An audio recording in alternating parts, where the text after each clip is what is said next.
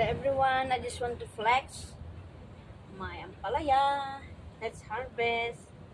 This is my second time to harvest my ampalaya. Ayan, harvest tayo. Kung maitinanim may aanihin. O, diba? This is my third time to harvest. Kunin natin lahat ng mga dahon para ulit magkaroon ng dahon. Ayan. O, diba? Dami guys. Ayan. Harvest tayo. Kung may itinanim, may aanihin. Kahit sa paso lang guys, ayan.